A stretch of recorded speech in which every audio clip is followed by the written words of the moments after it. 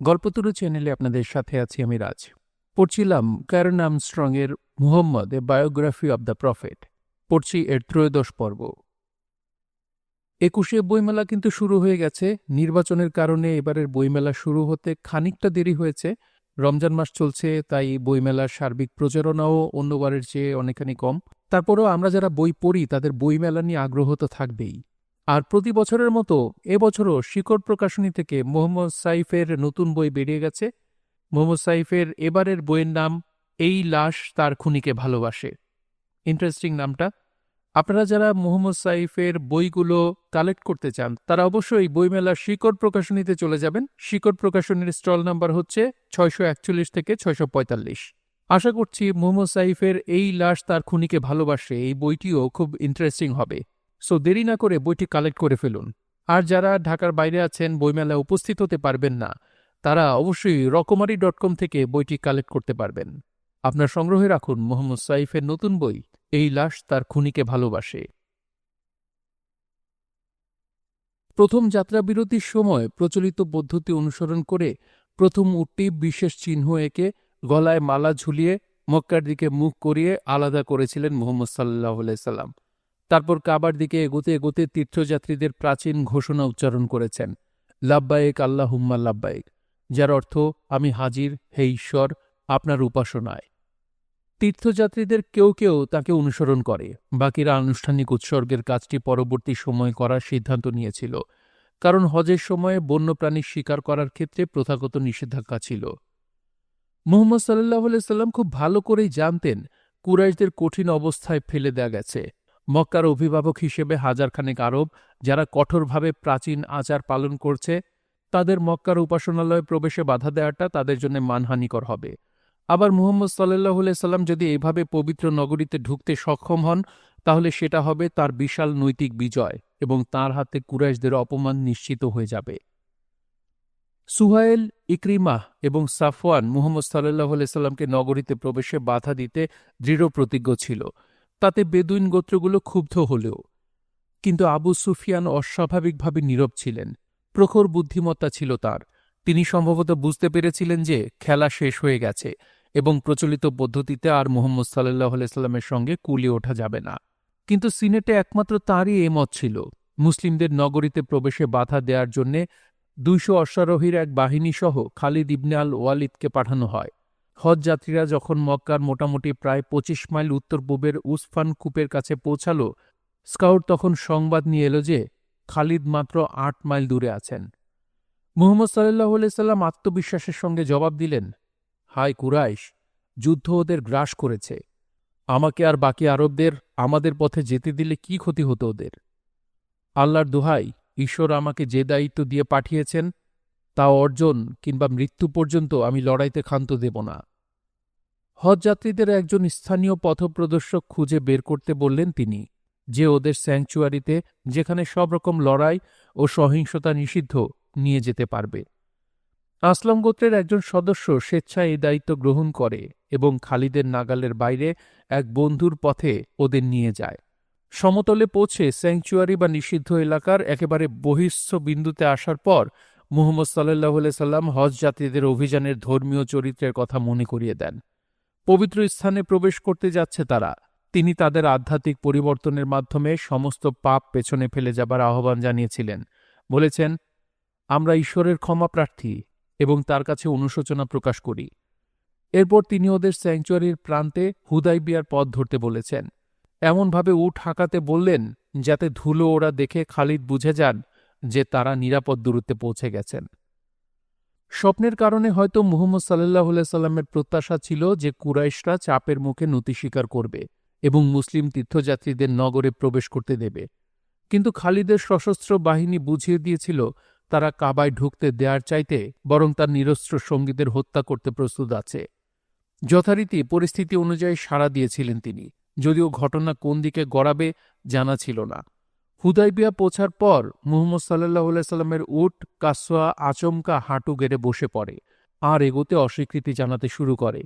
এ কাজে যেন বিশেষত্ব অর্জন করেছিল পশুটা। তীর্থযাত্রীরা ওটাকে ঘিরে সমবেত হয়ে যথারীতি হাল হাল বলে চেঁচাতে শুরু করে, কিন্তু কাসওয়া সাড়া দেয়নি। লোকজন তার একগুঁয়েমির কাছে নতি স্বীকার করতে বাধ্য হয়। কিন্তু মুহাম্মদ সাল্লাল্লাহু আলাইহি সাল্লাম বলেছিলেন, এটা উটের স্বভাব নয়। হস্তিবর্ষে আবিসিনিয়ানদের পরাজয়ের কথা তাদের মনে করিয়ে দিয়েছেন, যখন বিশাল প্রাণীটি কাবার সামনে হাঁটু গেড়ে বসতে বাধ্য হয়েছিল। সেদিন যিনি হাতিকে মক্কায় যেতে বাধা দিয়েছেন, তিনিই আজ কাসওয়াকে আটকে রেখেছেন। আজ স্বজাতির জন্য দয়া দেখাতে কুরাইশরা আমাকে যা করতে বলবে, আমি তাতেই সম্মতি দেব। যুদ্ধ নয়, সমন্বয়ই এই অভিযাত্রার বৈশিষ্ট্য হতে হবে। হজযাত্রীদের তিনি নেমে পড়ার আদেশ দিয়েছেন তাই। যখন পানির অভাবের প্রশ্ন তুলল তারা, বর্ণিত আছে, মুহাম্মদ সাল্লাল্লাহু আলাইহি সাল্লাম সঙ্গীদের একজনের হাতে একটা তীর ধরিয়ে দিয়েছিলেন। সঙ্গী যখন তীরখানা একটা শুকনো জলাধারে গাঁথে, সঙ্গে সঙ্গে পানি বেরিয়ে আসতে শুরু করে। উটের দল পেট ভরে পানি খেয়ে শুয়ে পড়েছিল। তীর্থযাত্রীরাও সম্ভবত আরও বীরত্বব্যঞ্জক কিছু করার নির্দেশ না পাওয়ায় হতাশ হয়ে ওদের পাশেই বসে পড়েছিল। এর ফলাফল দাঁড়িয়েছিল এক অবস্থান ধর্মঘটে, যা বেদুইনদের উপর প্রবল প্রভাব ফেলে। এ সময় সবার দৃষ্টি ছিল মুহাম্মদ সাল্লাল্লাহু আলাইহি সাল্লামের ওপর।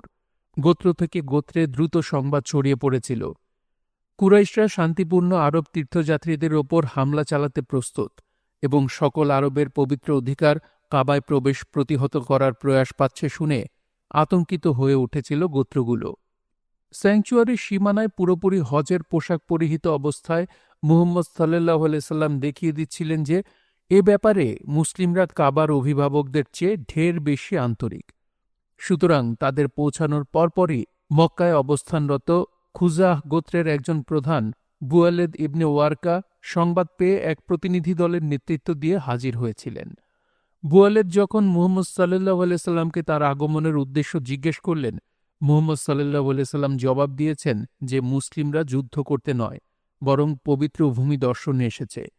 প্রয়োজনে তারা লড়বে, যদিও সঙ্গে তেমন অস্ত্রশস্ত্র নেই, কাবা দর্শনের অধিকার আদায়ের জন্যে। কিন্তু তারা করণীয় সম্পর্কে মনস্থির করার জন্যে কুরাইশদের সময় দিতে চায়। শান্তিপূর্ণ তীর্থযাত্রীদের প্রবেশে বাধা দেওয়ার কথা শুনে শঙ্কিত হয়ে ওঠেন বুদায়েল। তিনি কথা দেন যে মুসলিমরা যতক্ষণ হুদায়বিয়া অবস্থান করবে ততক্ষণ খোয়াজা খাদ্য ও তথ্য সরবরাহ করবে। এরপরই তিনি মক্কায় ফিরে কুরাইশদের নীতির বিরুদ্ধে ক্ষুব্ধ প্রতিক্রিয়া ব্যক্ত করেন। আরবরা পুত পবিত্র মনে করে, এমন সকল ঐতিহ্য লঙ্ঘন করেছে ওরা। মুহাম্মদ সাল্লাল্লাহু আলাইহি সাল্লাম কি বলেছেন তা শুনতে পর্যন্ত অস্বীকৃতি জানিয়েছিল ইকরিমা, কিন্তু সাফওয়ান শুনতে চেয়েছে। বুদাইল যখন মুহাম্মদ সাল্লাল্লাহু আলাইহি সাল্লামের শান্তিপূর্ণ উদ্দেশ্যের কথা জানালেন, কুরাইশদের কেউ কেউ বিশ্বাসই করল না। হয়তো যুদ্ধ করার জন্য আসেননি তিনি, বলেছিল তারা, কিন্তু আল্লাহ দোহাই, আমাদের ইচ্ছার বিরুদ্ধে তাঁর এখানে আসা হবে না। আরবরা কখনো বলতে পারবে না যে আমরা তার অনুমতি দিয়েছি। মুহাম্মদ সাল্লাল্লাহু আলাইহি সাল্লামকে প্রবেশ করতে দেওয়ার বদলে তারা বরং শেষ ব্যক্তিটি নিহত হওয়া পর্যন্ত মুহাম্মদ সাল্লাল্লাহু আলাইহি সাল্লাম ও কাবার মাঝে বাধা হয়ে দাঁড়ানোর শপথ নিয়েছিল। কিন্তু মুসলিমদের মাঝে বিভেদ তৈরি করার জন্যে তারা ইবনে উব্বায়ের কাছে কাবায় অধিকার আদায়ের জন্য আসার আমন্ত্রণ জানিয়েছিল, কারণ তাকে মক্কার একজন সুহৃদ বলে জানত তারা। কিন্তু তাদের বিস্মিত করে ইবনে উব্বাই জানিয়ে দেন যে মুহাম্মদ সাল্লাল্লাহু আলাইহি সাল্লামের আগে প্রদক্ষিণ করার কথা তিনি ভাবতেও পারেন না।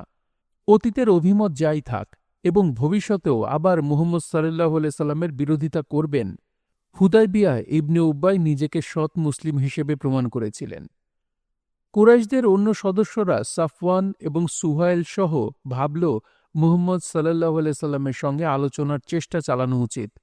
মক্কা ভ্রমণরত এক কনফেডারেট তায়েফের উরওয়ান ইবনে মাসউদ মধ্যস্থতার প্রস্তাব রাখলেন। তার যুক্তি ছিল মুহাম্মদ সাল্লাল্লাহু আলাইহি সাল্লামের যৌক্তিক অনুরোধ প্রত্যাখ্যান করলে হিতে বিপরীত হবে, বিশেষ করে যেখানে তিনি ছাড় দিতে প্রস্তুত আছেন বলে প্রকাশ্যে ঘোষণা দিয়েছেন।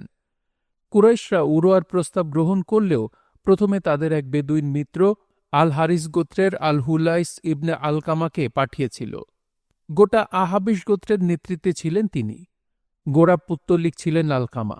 তাকে দেখামাত্র তীর্থযাত্রীদের মুহাম্মদ সাল্লাল্লাহু আলাইহি সাল্লাম বলেছিলেন, একজন ধার্মিক ব্যক্তি আসছেন, উৎসর্গের উট ওর দিকে পাঠাও। হুলাইস ৭০টি উটকে নিজের দিকে ছুটে যেতে দেখে, প্রত্যেকটাই চমৎকারভাবে সাজানো, গলায় মালা পরা আর উৎসর্গের বিশেষ চিহ্ন দেয়া। ভাবলেন যথেষ্ট দেখা হয়েছে। এমনকি মুহাম্মদ সাল্লাল্লাহু আলাইহি সাল্লামকে কোনো রকম প্রশ্ন করারও প্রয়োজন মনে করেননি তিনি। সোজা কুরাইশদের কাছে ফিরে গিয়ে বলেছেন ওরা প্রকৃতই তীর্থযাত্রী এবং অধিকার অনুযায়ী অবশ্যই ওদের কাবায় প্রবেশাধিকার দিতে হবে। কিন্তু এরকম অপ্রত্যাশিত সংবাদে ক্ষিপ্ত হয়ে ওঠে সাফওয়ান এবং তার সহকারীরা। হুলাইসকে তারা চুপ করে বসে থাকতে বলেছেন। স্রেফ অজ্ঞ একজন বেদুইন তিনি। এটা ছিল মারাত্মক ভুল, কারণ আত্মসম্মানের সঙ্গে উঠে দাঁড়িয়ে তিনি তাদের জানিয়ে দিয়েছিলেন, কুরাইশগণ, আমরা এজন্যে আপনাদের সঙ্গে মৈত্রী গঠন ও চুক্তি সম্পাদন করিনি। আল্লাহর ঘরকে সম্মান দেখানোর জন্য আগত কাউকে কি বাধা দেওয়া যায়? আমার জীবন যার হাতে তার দোহাই, হয় মুহাম্মদকে তিনি যে উদ্দেশ্য নিয়ে এসেছেন সেটা পূরণের অনুমতি দিতে হবে, আর নইলে আমি আমার বাহিনীর সবাইকে সঙ্গে নিয়ে চলে যাব। কুরাইশরা অবিলম্বে ক্ষমা চেয়েছে এবং সকলের কাছে গ্রহণযোগ্য একটা আপোষ রফায় না পৌঁছানোর পর্যন্ত হুলাইসকে সঙ্গে থাকার অনুরোধ জানিয়েছে। এরপর উরওয়া ইবনে মাসুদকে হুদাইবিয়ায় পাঠায় তারা। মুহাম্মদ সাল্লাল্লাহু আলাইহি সাল্লামের সঙ্গে আলাপে বসে তাকে তিনি জানিয়ে দেন যে কুরাইশরা আপাদমস্তক অস্ত্রে সজ্জিত হচ্ছে। এ অবস্থায় বিভিন্ন গোত্রের লোক, যারা অতীতে পরস্পরের বিরুদ্ধে যুদ্ধ করেছে, তাদের সঙ্গে নিয়ে এমন একটা আক্রমণের মোকাবেলা করার আশা করছেন কিভাবে? আবু বকর এতটাই ক্ষিপ্ত হয়ে উঠেছিলেন যে তিনি আল্লাতের নিপলচোষ বলে চেঁচিয়ে ওঠেন। কিন্তু উরওয়া তাকে বলেন ঘটনাচক্রে তিনি আবু বকরের কাছে ঋণী, তা না হলে অপমানের বদলা দিতে তাকে বাধ্য করা হতো।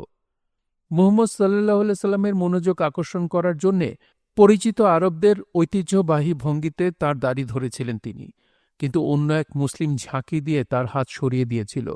মুহাম্মদ সাল্লাল্লাহু আলাইহি সাল্লামের প্রতি মুসলিমদের গভীর ভক্তিতে মুগ্ধ হয়ে শিবির ত্যাগ করেন উরওয়া।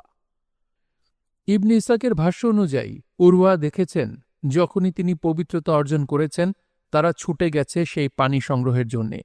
তিনি থুতো ফেললেও সেদিকে দৌড়ে গেছে তারা, আর এক গাছে চুল মাটিতে পড়লে সেটা পর্যন্ত তুলে নিয়েছে। বহু দেশে যাবার অভিজ্ঞতা ছিল ব্যবসায়ী উরওয়ার। তিনি ফিরে গিয়ে কুরাইশদের জানিয়ে দেন যে এমনকি বাইজেন্টিয়াম বা পার্সিয়ান সম্রাটগণও কখনো এত সম্মান পাননি। আমি এমন এক গোষ্ঠীকে দেখেছি যারা কোনো অবস্থাতেই তাকে ছেড়ে যাবে না, সুতরাং আপনারা মন স্থির করুন, ওদের বলেছেন তিনি। মুহাম্মদ সাল্লাল্লাহু আলাইহি সাল্লাম মক্কায় নিজস্ব দূত পাঠানোর সিদ্ধান্ত নিয়েছিলেন। প্রথমে একজন সাহায্যকারীকে পাঠান তিনি। তার ধারণা ছিল এতে ঝামেলা কম হবে, কিন্তু কুরাইশরা তার উটের রগ কেটে দেয়। হুলাইস যদি বাধা দিতে এগিয়ে না আসতেন তাহলে তাকেও হত্যা করা হতো। এরপর উমরকে পাঠান মুহাম্মদ সাল্লাল্লাহু আলাইহি সাল্লাম, কিন্তু এমনকি উমরও সতর্ক এবং দ্বিধান্বিত ছিলেন। তার গোত্রের কেউ তাকে রক্ষা করার মতো শক্তিশালী ছিল না এবং ওসমান ইবনে আফফানের যাওয়া উচিত বলে মত প্রকাশ করেন তিনি। নগরীর অভিজাতদের সঙ্গে যোগাযোগ ছিল ওসমানের, ফলে কুরাইশরা যদিও তার কথা শুনেছে কিন্তু প্রভাবিত হয়নি। তারা বলে দিয়েছিল তিনি ইচ্ছা করলে কাবার চারদিকে তাওয়াফ করতে পারেন, কিন্তু ইবনে উব্বায়ের মতো উসমানও মুহাম্মদ সাল্লাল্লাহু আলাইহি সাল্লামের আগে আচার পালনে অনিচ্ছা প্রকাশ করেছিলেন। কুরাইশরা এরপর তাকে জিম্মি হিসেবে আটক করে তাকে হত্যা করা হয়েছে বলে মুসলিম শিবিরে খবর পাঠিয়েছিল। মুহাম্মদ সাল্লাল্লাহু আলাইহি সাল্লাম এই সংবাদ পাওয়ার পর শপথ নেন শত্রুর মোকাবেলা না করে তিনি হুদাইবিয়া ত্যাগ করবেন না। এটা ছিল এক সংকট মুহূর্ত। গোটা অভিযান, যেটাকে আক্ষরিক অর্থে প্রত্যাদিষ্ট ব্যাপার বলে মনে হয়েছিল, তা একেবারে ভেস্তে গেছে বলে মনে হয়। চরম এই মুহূর্তে বর্ণিত আছে, মুহাম্মদ সাল্লাল্লাহু আলাইহি সাল্লাম ঘোরের মধ্যে চলে যান। প্রত্যাদেশ লাভের সময় যেমন নির্জীব হয়ে পড়তেন ঠিক সেরকম। তবে এবার চেতনা হারালেন না তিনি। নিশ্চয়ই মরিয়াভাবে মনের গভীরে একটা সমাধান হাতড়ে বেড়াচ্ছিলেন তিনি। এরপর মুসলিমদের ডেকে তার প্রতি আনুগত্যের শপথ নিতে বলেন তিনি। 1000 তীর্থযাত্রী একের পর এক এগিয়ে এসে তার হাতে হাত রেখে বায়াত আল রিদওয়ান বা শুভ আনন্দের অঙ্গীকার হিসেবে পরিচিত লাভকারী শপথ উচ্চারণ করে। বিভিন্ন সূত্র শপথের বিষয়বস্তু সম্পর্কে পরস্পর বিরোধী বিবরণ দেয়। কেউ কেউ বলেছেন মুসলিমরা আমৃত্যু কুরাইশদের সঙ্গে যুদ্ধ করার শপথ নিয়েছিল, কিন্তু এটা সংখ্যালঘুর ধারণা। অনেক বেশি বিবরণে দাবি করা হয়েছে যে মুসলিমরা পালিয়ে যাবে না বলে অঙ্গীকার করেছিল, কিন্তু ওয়াকিদি বলেছেন প্রত্যেক মুসলিম মুহাম্মদ সাল্লাল্লাহু আলাইহি সাল্লামের শপথ নিয়েছিল। প্রত্যেকেই শপথ নিয়েছিল, হজ যাত্রায় যোগদানকারী ইবনে উব্বাই এবং অন্য কপট ধার্মিকরাও। এখানে ওয়াকিদির ভাষ্য অনুসরণই যৌক্তিক বলে মনে হয়। গভীর ধ্যানমগ্ন অবস্থায় একান্ত এবং সম্ভবত বুদ্ধিবৃত্তিক স্তরে এমন একটা পথ বেছে নেওয়ার সিদ্ধান্তই নিয়েছিলেন তিনি, যেটা কেবল অগ্রহণযোগ্য বলে মনে করা হবে তা নয়, বরং অনুসারীদের মাঝে বিদ্রোহ জাগাতে পারে বলে তার জানা ছিল। কুরাইশদের প্রতি পুরনো নীতির আমূল পরিবর্তন বলে মনে হবে একে, কিন্তু তখন পর্যন্ত এটা স্পষ্ট ও যৌক্তিক নীতি না হয়ে মোটামুটি একটা অনুমানের পর্যায়ে ছিল। হুদায়বিয়ার ঘটনাবলীর অন্তঃস্থ যুক্তির দিকে মনোনিবেশ করেছিলেন তিনি। ঘটনা প্রবাহ যেভাবে অগ্রসর হচ্ছিল, মদিনা থেকে তীর্থযাত্রীদের নিয়ে রওনা দেওয়ার সময় এমনটা তাঁর প্রত্যাশা ছিল না। সবার শপথ উচ্চারণ শেষ হওয়ার কিছু পরেই জানা গেল ওসমান আসলে নিহত হননি। এরপর দুজন সঙ্গীসহ সুহাইলকে শিবির অভিমুখে অগ্রসর হতে দেখে মুহাম্মদ সাল্লাল্লাহু আলাইহি সাল্লাম বুঝতে পারেন যে কুরাইশরা আলোচনার সিদ্ধান্ত গ্রহণ করেছে। সুহাইলের সঙ্গে দীর্ঘ সময় আলোচনা করেন তিনি। নিবিড় আলোচনার পর যেসব শর্তে সম্মতি প্রকাশ করেন তাতে তার সঙ্গীরা শঙ্কিত হয়ে পড়েছিলেন। মুহাম্মদ সাল্লাল্লাহু আলাইহি সাল্লাম কাবা পরিদর্শন না করেই মদিনায় প্রত্যাবর্তনের অঙ্গীকার করেছিলেন, যার ফলে আরব গোত্রগুলোর কারও এ কথা বলার উপায় থাকল না যে তিনি চাপ প্রয়োগ করে কুরাইশদের রাজি করিয়েছেন। কিন্তু পরের বছর একই সময়ে মুসলিমরা আবার হজযাত্রী হিসেবে মক্কায় আসবেন। তখন কুরাইশদের ৩ দিনের জন্য নগরী মুক্ত করে দিতে হবে, যাতে তারা শান্তিতে কাবার চারপাশে উমরা বা ছোট হজ সম্পাদন করতে পারে। মক্কা এবং মদিনার মধ্যে ১০ বছর মেয়াদী এক শান্তি চুক্তি স্বাক্ষরিত হবে, এই শর্তে যে মুহাম্মদ সাল্লাল্লাহু আলাইহি সাল্লাম কুরাইশ গোত্রের কোনো সদস্য অভিভাবকের সম্মতি ছাড়া ইসলাম ধর্ম গ্রহণ করে হিজরা করলে তাকে ফিরিয়ে দিতে বাধ্য থাকবেন। কিন্তু কোনো মুসলিম পক্ষ ত্যাগ করে মক্কায় এলে কুরাইশরা তাকে ফিরিয়ে দিতে বাধ্য থাকবে না। সবশেষে বেদুইন গোত্রগুলোকে আগের দায়িত্ব থেকে অব্যাহতি দিয়ে মক্কা এবং মদিনা যে কারো সঙ্গে মৈত্রী স্থাপনের স্বাধীনতা দেওয়া হয়। কোরআনে উল্লেখ আছে যে যুদ্ধবিরতি বা শান্তির সম্ভাবনা থাকলে মুসলিমদের শত্রু প্রস্তাবিত যে কোনো শর্ত মেনে নিতে সবসময় প্রস্তুত থাকতে হবে। কিন্তু এই শর্তগুলো মুসলিমদের কাছে অসম্মানজনক মনে হয়েছিল। তীর্থযাত্রার ব্যাপারটি জোর করে আদায়ের দিকে না গিয়ে নমনীয়ভাবে ফিরে যেতে সম্মতি জানিয়ে অভিযানে অর্জিত সুবিধা ছেড়ে দিচ্ছেন তিনি। ব্যাপারটা এরকম দেখাচ্ছিল, মক্কার সঙ্গে শান্তি চুক্তি স্বাক্ষরের অর্থ মুসলিমরা আর কুরাইশদের ক্যারাভেনে হামলা চালাতে পারবে না। অভিবাসীরা কিভাবে জীবিকা নির্বাহ করবে?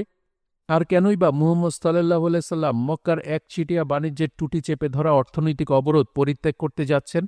সর্বোপরি নবী দীক্ষিত কোনো মুসলিমকে মক্কায় ফিরিয়ে দিতে কেন রাজি হলেন মুহাম্মদ সাল্লাল্লাহু আলাইহি সাল্লাম, যেখানে মুসলিম পক্ষ বা ধর্মত্যাগীকে ফিরিয়ে দিতে মক্কার বাধ্যবাধকতা থাকছে না? মুহাম্মদ সাল্লাল্লাহু আলাইহি সাল্লাম যেন জিহাদ পরিত্যাগ করেছেন, যেখানে অংশ নিয়ে অসংখ্য মুসলিম প্রাণ দিয়েছে, আরও অনেকে সর্বস্ব হারানোর ঝুঁকি নিয়েছে। ঠান্ডা মাথায় সব সুবিধা মক্কার হাতে তুলে দিচ্ছেন তিনি। ইবনে ইসহাক যেমন বলেছেন, পয়গম্বর স্বপ্ন দেখেছিলেন, তার উপর বিশ্বাস রেখেই তাঁর সঙ্গীরা মনে কোনো রকম সংশয় না রেখে মক্কা অধিকারের উদ্দেশ্য নিয়ে গিয়েছিল। যখন তারা শান্তি আলোচনা প্রত্যক্ষ করল, প্রত্যাহারের পদক্ষেপ নিতে দেখল, আর পয়গম্বর নিজের প্রতি যা বেছে নিলেন তাতে করে শোকে প্রায় মারা যাবার অবস্থা হল তাদের। আরও বিপদের কথা, বাতাসে বিদ্রোহের আভাস ছিল। চুক্তিটা উমরের সহ্যের সীমা অতিক্রম করে গিয়েছিল। তিনি আসন ছেড়ে আবু বকরের দিকে এগিয়ে যান। আমরা কি মুসলিম নই, আর ওরা বহিঃশ্বরবাদী নয়? জানতে চান তিনি। আমাদের ধর্মের অপমানকর কোনো কিছু কেন মেনে নেব আমরা?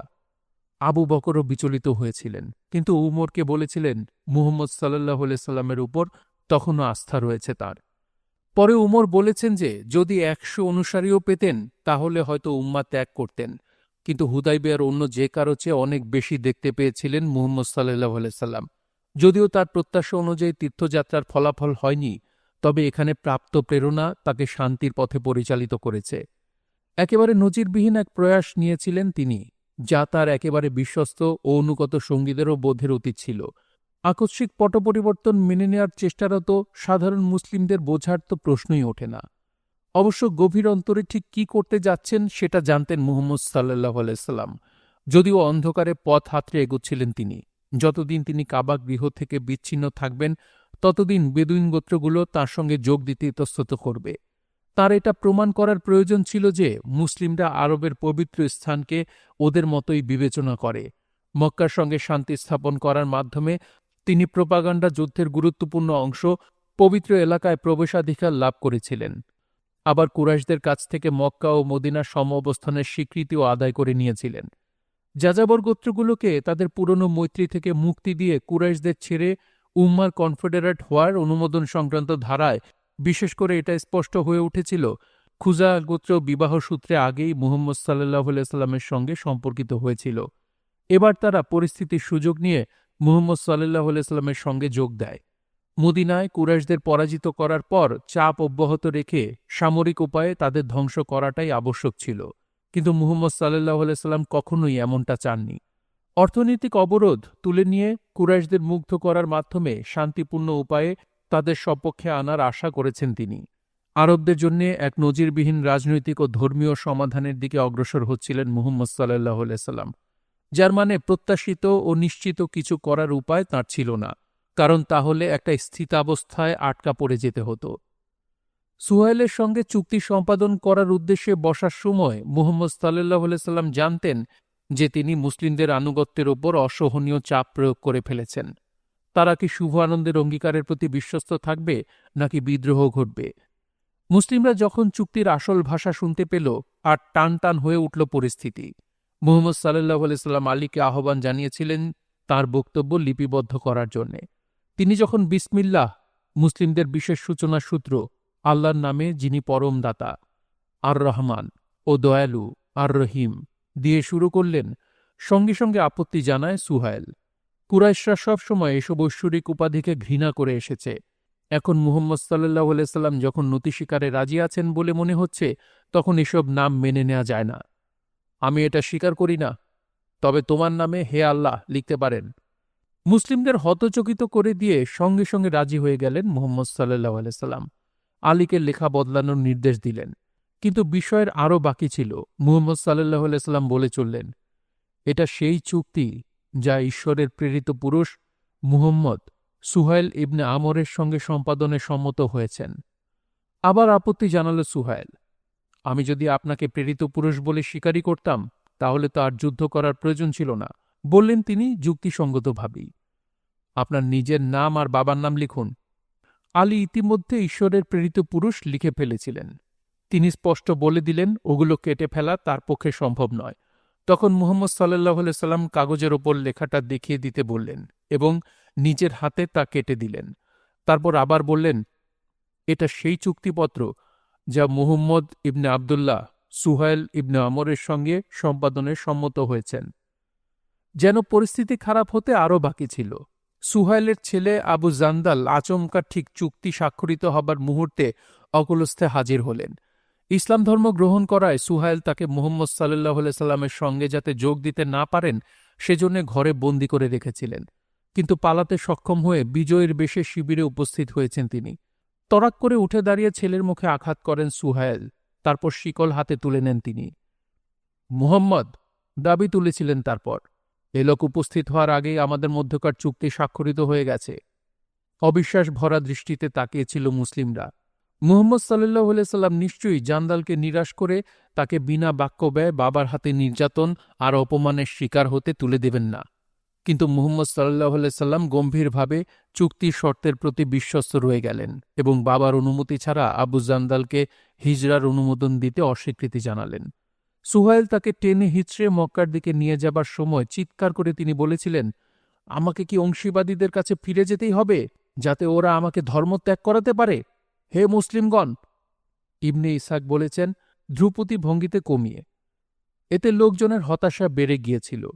মুহাম্মদ সাল্লাল্লাহু আলাইহি সাল্লাম যখন তাকে বলেছেন, হে আবু জান্দাল, ধৈর্য ধারণ করো আর নিজের উপর নিয়ন্ত্রণ রাখো, ঈশ্বর তোমাকে শান্তি আর তোমার মতো যারা অসহায় তাদের মুক্তির পথ জানিয়ে দেবেন। আমরা ওদের সঙ্গে শান্তি স্থাপন করেছি এবং তারা আমাদের চুক্তিতে আল্লাহর নাম উচ্চারণ করেছে। আমরা তাদের সঙ্গে প্রতারণা করতে পারব না। তখন তেমন স্বস্তি পায়নি কেউ। উমরের বেলায় এটা ছিল শেষ অবলম্বন। চট করে উঠে দাঁড়িয়ে 12 বছর ধরে মেনে চলা মানুষটির মুখোমুখি হয়ে চ্যালেঞ্জ ছুড়ে দিয়েছিলেন তিনি। তিনি কি ঈশ্বরের বার্তাবাহক নন? মুসলিমরা ন্যায় এবং তাদের শত্রুরা কি অন্যায়ের পথে নেই? কেন এমন অসম্মানজনক একটা শান্তি স্থাপন করছেন তারা? কিছুদিন আগে মদিনা ছেড়ে আসার সময় মুহাম্মদ সাল্লাল্লাহু আলাইহি সাল্লাম কাবায় উপাসনা করার প্রতিশ্রুতি দিয়েছিলেন নাকি দেননি? প্রতিশ্রুতি দেওয়ার কথা স্বীকার করে মুহাম্মদ সাল্লাল্লাহু আলাইহি সাল্লাম আবার যোগ করেছেন, কিন্তু সেটা এবছরই ঘটতে হবে তা কি বলেছি? উমর স্বীকার করতে বাধ্য হয়েছিলেন, পয়গম্বর তা বলেননি। তখন মুহাম্মদ সাল্লাল্লাহু আলাইহি সাল্লাম আবার বলেছেন, আমি ঈশ্বরের প্রেরিত পুরুষ, আমি তার নির্দেশ অমান্য করতে পারব না, আর তিনি আমাকে পরাজিত করবেন না। যদিও তখন পর্যন্ত হতাশ, কিংকর্তব্য বিমূঢ় অবস্থায় ছিলেন উমর, কিন্তু শেষ পর্যন্ত শান্ত হয়ে আলী, আবু বকর, আবদাল রহমান আর আবদুল্লাহ ইবনে সুহাইলের, আবু জান্দালের ভাই, এবং মুহম্মদ ইবনে মাসলামার সঙ্গে চুক্তিতে স্বাক্ষর দিয়েছেন। কিন্তু তীর্থযাত্রীদের মধ্যে তখনও বিক্ষোভ কাজ করছিল এবং এক পর্যায়ে বিদ্রোহ সৃষ্টি হওয়ার মতো বিপজ্জনক মুহূর্ত দেখা দিয়েছিল। চুক্তির সাক্ষ্য প্রদান শেষ হওয়ার পর মুহাম্মদ সাল্লাল্লাহু আলাইহি সাল্লাম উচ্চস্বরে ঘোষণা দিয়েছিলেন যে কাবায় না পৌঁছলেও হুদাইবিয়াতেই তারা হজের আনুষ্ঠানিকতা পালন করবেন। পুরুষদের সবাইকে মাথা মুন্ডন করে ৭০টি উট জবে করতে হবে। চরম নীরবতা নেমে এসেছিল তখন। তীর্থযাত্রীরা একটু না নড়ে তিক্ত দৃষ্টিতে মুহাম্মদ সাল্লাল্লাহু আলাইহি সাল্লামের দিকে তাকিয়েছিল। হতাশ হয়ে নিজের তাঁবুতে ফিরে যান মুহাম্মদ সাল্লাল্লাহু আলাইহি সাল্লাম। জানতেন এরকম সংকট মুহূর্তে তাদের আনুগত্য ও সমর্থন হারালে সব ব্যর্থ হয়ে যাবে। কি করা উচিত তার? লাল চামড়ার তাঁবু থেকে সব লক্ষ্য করছিলেন উম্মু সালমা। তাঁর কাছে পরামর্শ চাইলেন। পরিস্থিতি সঠিকভাবেই যাচাই করেছিলেন তিনি। মুহাম্মদ সাল্লাল্লাহু আলাইহি সাল্লামের উচিত আবার দলের কাছে যাওয়া, বললেন তাকে, এবং সমগ্র হজযাত্রী দলের সামনে প্রত্যেকে যার যার উট উৎসর্গ না করা পর্যন্ত কারো সঙ্গে কথা বলতে অস্বীকার করতে হবে তাকে। সঠিক সিদ্ধান্ত ছিল এটা। নাটকীয় দর্শনীয় রক্তপাতের ফলে উত্তেজনা হ্রাস পেয়েছিল। মুহাম্মদ সাল্লাল্লাহু আলাইহি সাল্লাম তাঁবু থেকে বের হয়ে ডান বাম কোনো দিকে না তাকিয়ে নিজের হাতে আলাদা করে রাখা উটের কাছে গিয়ে আনুষ্ঠানিক উৎসর্গ সম্পাদন করেছিলেন। একে পবিত্র কাজ, আরবদের সবার পরিচিত, আবার একই সঙ্গে অস্বীকৃতি ও স্বনির্ভরতার পরিচায়কও।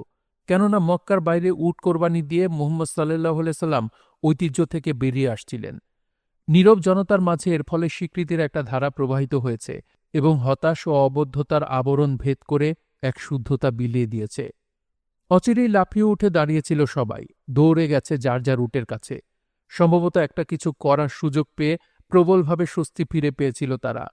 প্রাচীন আরব সূত্র তোমার নামে হে আল্লাহর সঙ্গে মুসলিম স্লোগান আল্লাহু আকবার যোগ করার মাধ্যমে উট উৎসর্গ করেছে তারা। মুহাম্মদ সাল্লাল্লাহু আলাইহি সাল্লাম যখন সাহায্যকারীদের একজনকে ডেকে তার মস্তক মুণ্ডিত করে দিতে বললেন, মুসলিমরা সবাই তাকে অনুসরণ করার জন্য অদম্য আগ্রহে পরস্পরের উপর লুটিয়ে পড়েছিল প্রায়, এবং এমন উৎসাহের সঙ্গে পরস্পরের বাধা নিয়ে ব্যস্ত হয়ে গিয়েছিল যে পরে উম্মু সালমা বলেছেন, অতি উৎসাহে এক অন্যকে মারাত্মকভাবে আহত করে বসতে পারে ভেবে ভয় হচ্ছিল তাঁর। বর্ণিত আছে যে হজযাত্রীরা হুদাইবিয়া ত্যাগ করার মুহূর্তে দমকা বাতাস এসে কালো চুলের স্তূপ মক্কার দিকে উড়িয়ে নিয়ে গিয়েছিল, যার অর্থ ঈশ্বর তাদের উৎসর্গ গ্রহণ করেছেন। কিছুটা হালকা মনে বাড়ির পথ ধরেছিল তীর্থযাত্রীরা, তবে খানিকটা তিক্ততা রয়ে গিয়েছিল।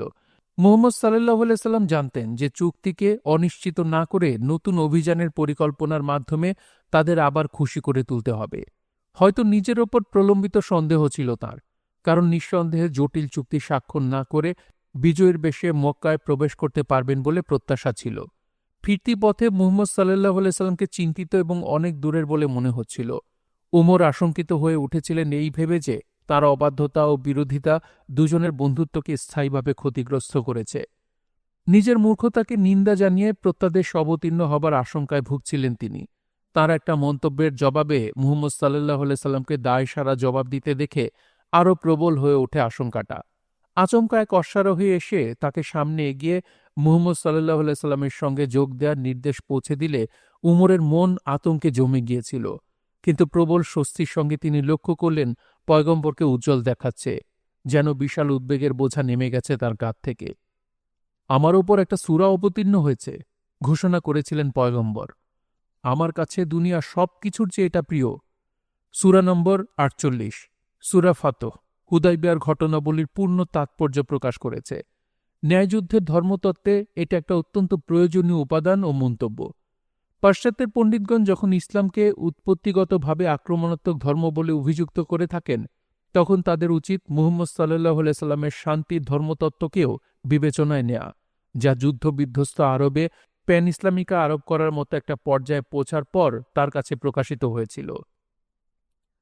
এর আগের অধ্যায়গুলোয় আমরা দেখেছি, যদিও জেসাসের মতো মুহাম্মদ সাল্লাল্লাহু আলাইহি সাল্লাম সবসময় নিজেকে এত বোধগম্যভাবে প্রকাশ করেননি, কিন্তু তার বাণী খ্রিস্টানরা যেমন কল্পনা করতে চায় ততটা আলাদা নয়। পার্থক্য হচ্ছে মুহাম্মদ সাল্লাল্লাহু আলাইহি সাল্লাম একটা নির্দিষ্ট রাজনৈতিক বা সামাজিক পরিস্থিতির সঙ্গে সম্পর্কিত অধিকতর বাস্তবভিত্তিক শিক্ষার প্রয়োগ ঘটাতে চাচ্ছিলেন। প্রকৃতপক্ষে জেসাসের রাজনৈতিক প্রবণতা সম্পর্কে আমরা তেমন কিছুই জানি না। সম্প্রতি মত প্রকাশ করা হয়েছে যে বিদ্রোহের প্রয়াস চালানোর অপরাধে রোমানরা তাকে ক্রুশবিদ্ধ করে হত্যা করেছিল। বাইবেলের কোনো কোনো পণ্ডিত টেম্পলে অর্থলগ্নিকারীদের টেবিল উল্টে দেওয়ার ঘটনাকে অভ্যুত্থানের রূপ হিসেবে দেখেছেন, যার মাধ্যমে জেসাস এবং তার সঙ্গীরা 3 দিনের জন্য টেম্পলের দখল নিয়েছিলেন। সে যাই হোক, জেসাস এক শান্তির বাণী শিক্ষা দিয়েছিলেন বলেই মনে হয়। অপর গাল পেতে দেয়া, এমনকি নিজের পক্ষে একটা শব্দ উচ্চারণ করতে পর্যন্ত অস্বীকার গেছেন। যারা তরবারি ব্যবহার করে তাদের নিন্দা জানাননি। তাঁর স্পষ্ট পরাজয় ও অপমান শিষ্যদের হতবিহ্বল করে দিয়েছিল এবং প্রয়োজনের মুহূর্তে বেশিরভাগ তাকে পরিত্যাগ করেছিল। হুদায়বিয়ার অপ্রত্যাশিত এক পরিস্থিতিতে অনুমান নির্ভর সাড়া দিয়েছিলেন মুহাম্মদ সাল্লাল্লাহু আলাইহি সাল্লাম। কুরাইশদের অপর গাল পেতে দিয়ে এমন এক বাহ্য অপমান গ্রহণ করেছিলেন যার ফলে তার ঘনিষ্ঠ সঙ্গীদের হারানোর উপক্রম হয়েছিল। কিন্তু বিজয়ের সূরায় আপাত এই পরাজয়ের গভীর তাৎপর্য মুসলিমদের কাছে ব্যাখ্যা করা হয়েছে। জেসাসের মৃত্যুর পরপর সেইন্ট পলের মতো লেখকগণ ক্রুশের ঘটনার গভীর তাৎপর্য ব্যাখ্যা করেছিলেন। সূরাটা শুরু হয়েছে হুদায়বিয়ায় মুহাম্মদ সাল্লাল্লাহু আলাইহি সাল্লাম পরাস্ত হননি এমন উজ্জ্বল আশ্বাসের মাধ্যমে, যদিও আপাত দৃষ্টিতে সেরকমই মনে হয়। আল্লাহ নিশ্চয়ই তোমার জন্য বিজয় অবধারিত করেছেন, এজন্যে যে তিনি তোমার অতীত ও ভবিষ্যতের ত্রুটিগুলো মাফ করবেন, তোমার প্রতি তার অনুগ্রহ পূর্ণ করবেন এবং তোমাকে সরল পথে পরিচালিত করবেন, আর তিনি তোমাকে জোর সাহায্য করবেন। বদর যুদ্ধে লড়াইয়ের মাঝে ঈশ্বর নিজের অস্তিত্বের প্রকাশ ঘটিয়েছিলেন, যা ছিল নিদর্শন ও মুক্তি। আবার হুদায়বিয়ার আপাত অপমানের মাঝেও তিনি উপস্থিত ছিলেন, যখন তিনি তার সাকিনা, প্রশান্তি ও স্থিরতার চেতনা পাঠিয়েছেন। তিনি তো তাদের বিশ্বাস দৃঢ়তর করার জন্যে বিশ্বাসীদের অন্তরে সাকিনা, প্রশান্তি দেন। আগেও একবার ঈশ্বর তার সাকিনা পাঠিয়েছিলেন। আবু বকর এবং মুহাম্মদ সাল্লাল্লাহু আলাইহি সাল্লাম মক্কার অনতিদূরে একটা গুহায় 3 দিন আত্মগোপন করেছিলেন। তারা আপন গোত্রের ঘৃণা ও প্রত্যাখ্যানের শিকার হয়েছিলেন, মুখোমুখি দাঁড়িয়েছিলেন অত্যাসন্ন অর্থহীন মৃত্যুর। সাকিনা শব্দটি মনে করা হয় হিব্রু শেকিনার সঙ্গে সম্পর্কিত, পৃথিবীতে ঈশ্বরের অস্তিত্ব বোঝানোর জন্য যা ব্যবহৃত হয়ে থাকে। সুতরাং বদর আর হুদায়বিয়ায় উভয়ই মুক্তির নিদর্শন, যা চলমান ঐতিহাসিক ঘটনা প্রবাহে ঈশ্বর রহস্যময়ভাবে উপস্থিত ছিলেন বলে প্রকাশ করে। যুদ্ধের মতো শান্তির ক্ষেত্রেও সমান তৎপর ছিলেন তিনি এবং আপাত পরাজয়কে স্পষ্ট বিজয়ে পরিণত করতে পেরেছেন। সূরায় একথা উল্লেখ করা হয়েছে যে তীর্থযাত্রীরা যখন নিরস্ত্র অবস্থায় মক্কার উদ্দেশ্যে বিপদসংকুল যাত্রা শুরু করে, তখনই তারা এমন এক বিশ্বাসের পরিচয় রেখেছে মুহাম্মদ সাল্লাল্লাহু আলাইহি সাল্লামের সঙ্গী হতে অস্বীকৃতি জ্ঞাপনকারীরা যার জন্য প্রস্তুত ছিল না। একাশে গাছের নিচে মুহাম্মদ সাল্লাল্লাহু আলাইহি সাল্লামের কাছে আনুগত্যের শপথ নেয়ার সময়ও বিশ্বাসের পরিচয় রেখেছে তারা। কুরাইশরা তাদের নিশ্চিহ্ন করে ফেলতে পারত, অথচ তারা মুহাম্মদ সাল্লাল্লাহু আলাইহি সাল্লামকে অনুসরণ করেছে, যদিও তিনি তাদের অপমানের অন্ধকার ছায়ায় নিয়ে গেছেন। পরবর্তী চুক্তিও একটা নিদর্শন ছিল, শাব্দিক অর্থের গভীরে গিয়ে মুসলিমদের যাকে ব্যাখ্যা করতে হয়েছে।